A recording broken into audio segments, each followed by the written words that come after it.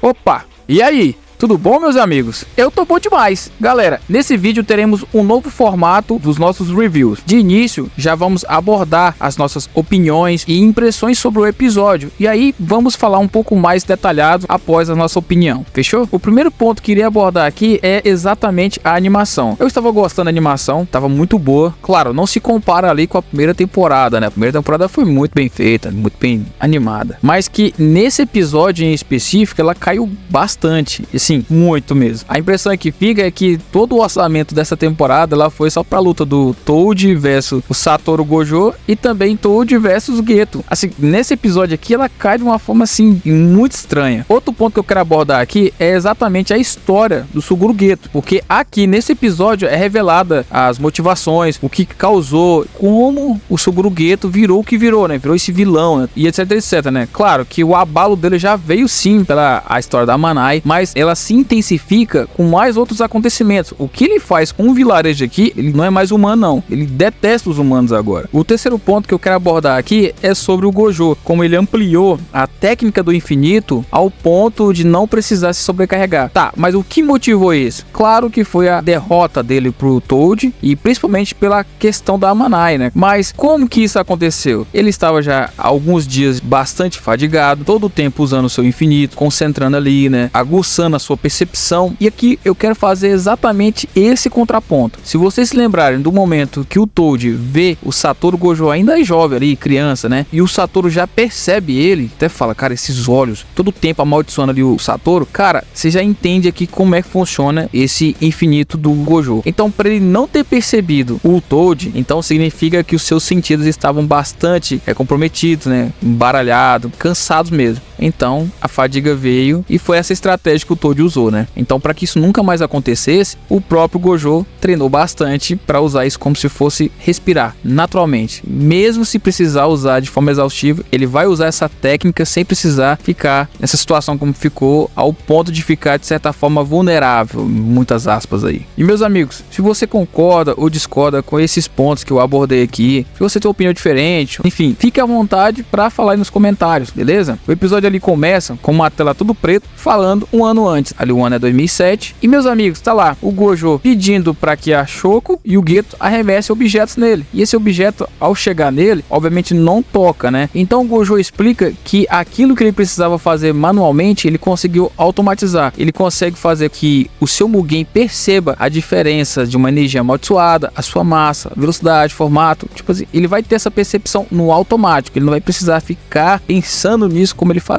antes. A única coisa que ainda não está por completo é as direções, que ele fala que ainda não está 100%, mas ele basicamente consegue manter quase que direto, gastando o mínimo possível. A Shoko até questionar, mas se você deixar ligado direto o seu Mugen, vai fritar seu cérebro. Então o Gojo continua a explicação dele, que consegue deixar a reversão de feitiço ligada com a energia que é gerada meio que natural, e isso faz com que o cérebro dele fique fresquinho. E também ele conseguiu encurtar os selos de mão que ele fazia. Outra coisa é ativar instâncias múltiplas do vermelho e o azul ao mesmo tempo. Falta outros estágios, que é a expansão de domínio, teletransporte instantâneo entre longas distâncias. É basicamente isso que ainda falta, mas cara, já aprimorou bastante aqui. Então o que falta aqui, galera, é só o Satoru polir, né? Aquilo que ele já tem de absurdamente poderoso, né?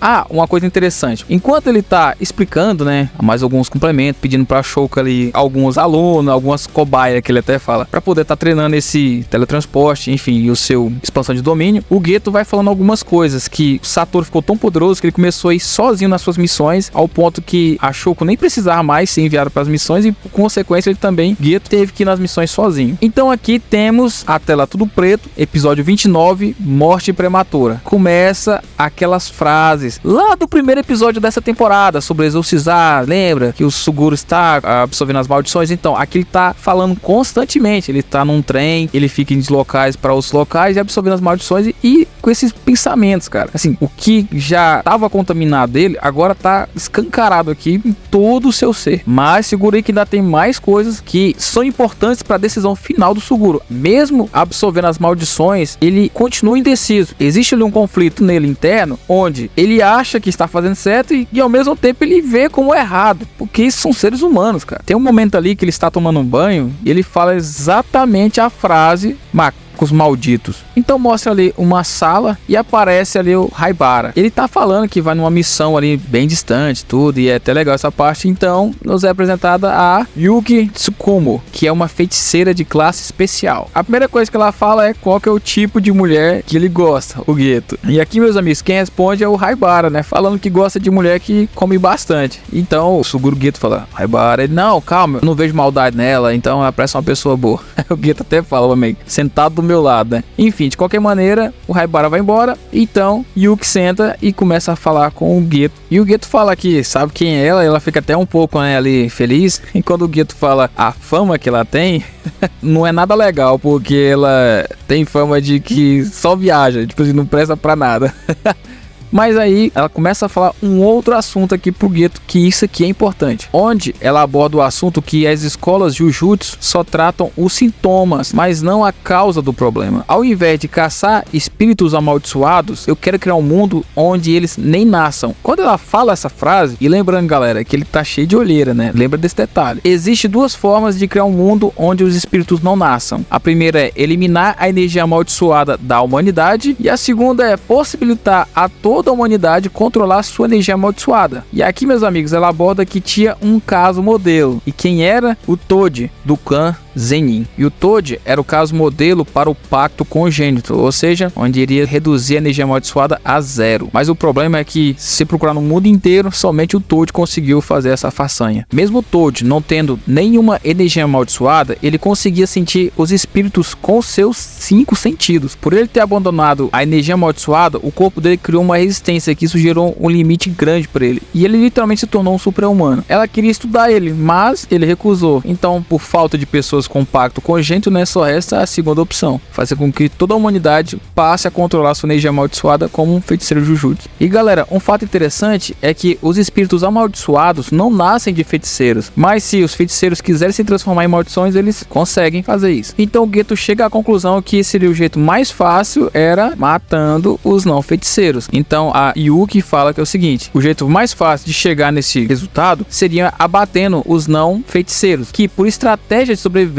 iria forçá-los a se adaptar e aprender, né, a usar energia amaldiçoada. E essa estratégia seria baseada no medo e no perigo. Então é basicamente isso a ideia dela. Mas ela já me se explicar, não teria como, porque eu não teria coragem de fazer isso, né? Porém o Geto fica todo mexido com essa história, cara. Então o Geto explica que sempre achou que a feitiçaria existiria para proteger os não feiticeiros, né? Aí ele também fala outra coisa. Atualmente na sua cabeça está variando demais esse conceito dos não feiticeiros, né? Então aqui já tá deixando bem claro esse conflito interno que o Geto está tendo com relação aos seres humanos. Basicamente a Yuki explica que, dependente do caminho que ele escolher, o que vai fazer sentido é aquilo que tornar a verdade para ele absoluta. É basicamente isso que ela vai explanar aqui, para que ele tenha sentido. Ele só vai saber se ele der o passo. Então não adianta ele ficar nesse conflito. E aí, na hora que ela está indo embora, ela também fala algo muito importante, galera, sobre a Manai, né? No caso, a hospedeira do Tengen. Ou já tinha encontrado uma nova hospedeira do Plasma Estelar naquela hora, ou uma nova hospedeira já tinha nascido. Seja qual for as hipóteses, a questão é que o Tengen está estável. E isso é ótimo. Então, meus amigos, aqui mostra o resultado daquela missão que o Haibara foi. E essa missão, galera, a princípio era uma missão simples e fácil, mas quando chegou lá não era. Ela evoluiu para uma missão de nível 1. No local, a maldição era uma divindade lá. Então, tá aqui um Nanami triste, chateado por isso, e teve que ser chamado o próprio Gojo para resolver essa situação. E o próprio Nanami fala: então por que ele não vai em todas? Aqui no despedimos de Haibara. E ao cobrir o corpo dele, Geto olha para sua mão toda ensanguentada e ele continua tendo esses pesadelos, né? Gerando esses conflitos, né? De que nesse caminho do feiticeiro Jujutsu, ele perde muitos amigos, perde muitas pessoas importantes e começa a mostrar um rio de sangue assim nos corredores, né? Então aqui o conflito tá falando muito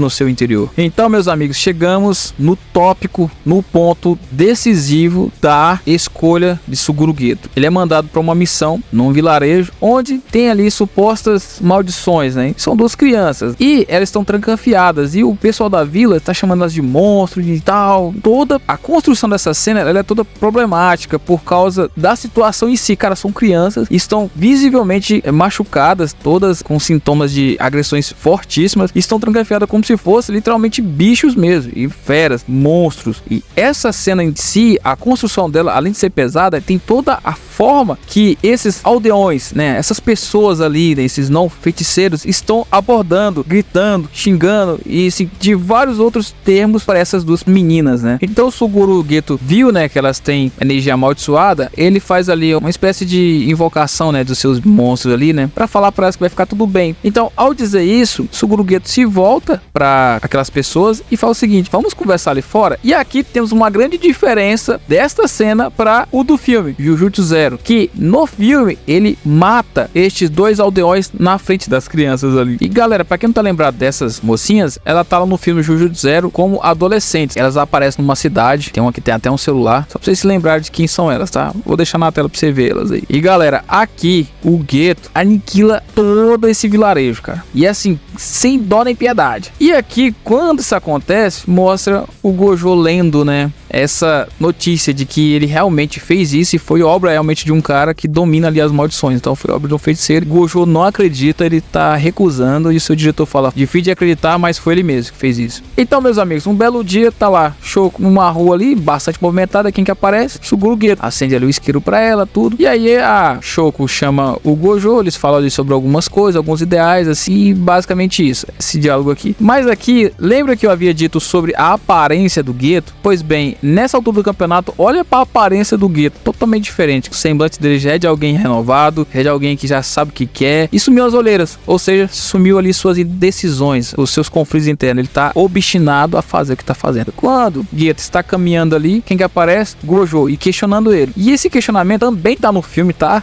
No filme é muito bem mais animado, é muito melhor. Aqui até esquisito, até brinquei com o Anderson aqui. E cara, parece que o pessoal, enquanto o Gojo e o Geto tá andando, parece que esse pessoal, esses figurantes aí estão fazendo moonwalk, né?